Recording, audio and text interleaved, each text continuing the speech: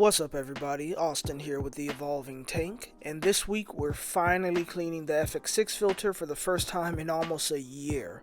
One of the two FX6s on the 400 gallon aquarium. Why did I let it go that long? Mostly because this is a 400 gallon aquarium and for a long time there was nothing much bigger than a guppy in here. But now the filter has noticeably slowed down, so let's get to it. I started out by connecting the drainage tube and filling a bucket up with water from the tank. This water is important just because it's already dechlorinated.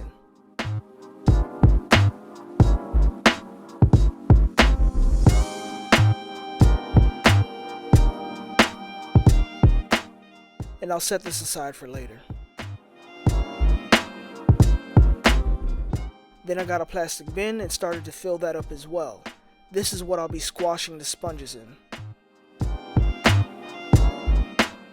Next I unplugged the filter, closed the inlet and outlet valves, and removed the outlet hose, with a towel to catch any drippage. This allowed for some of the water in the canister to drain out using gravity. Once that was done, I removed the inlet hose as well.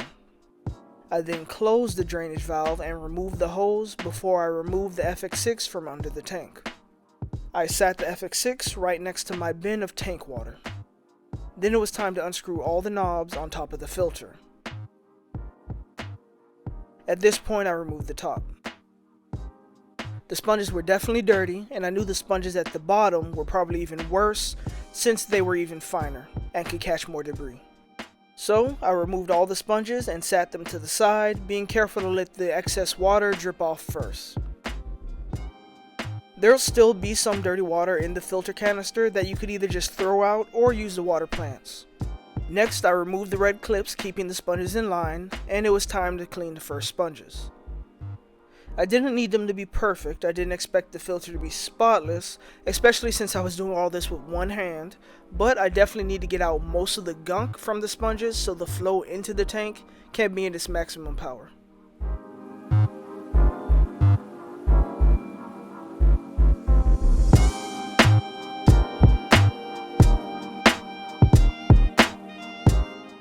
Once I was done with the first sponge, I was pretty happy with how it turned out. I placed it back in its section of the canister and moved on to the next ones.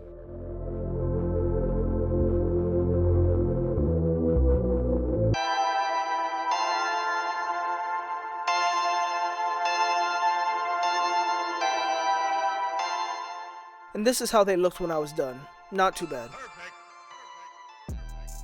The next section of the filter had the same outer sponges as the first section, but in the center this time were ceramic rings that came with the FX6, and they're more of a biological filtration.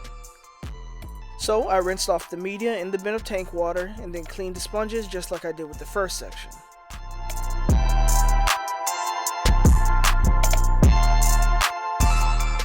And then came the third section of the canister. I removed the dingy looking sponges from the center portion of the filter, and just like I thought, they were covered in gunk that I'm sure was playing a big part in slowing the filter down. I actually just threw those away, so after I finished cleaning the sponges that go in the outer ring, I replaced those finer filter pads with a separate pad that's not as fine, so it won't clog as quickly. And then I started putting back together the three compartments of the filter, using the red clips to connect them together, and then I placed them back in the canister. Then I poured the bucket of tank water I had set aside earlier back into the canister.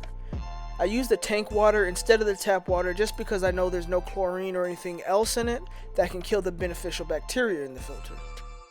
Then I replaced the top on the canister and tightened all the white knobs to keep the lid secured and airtight.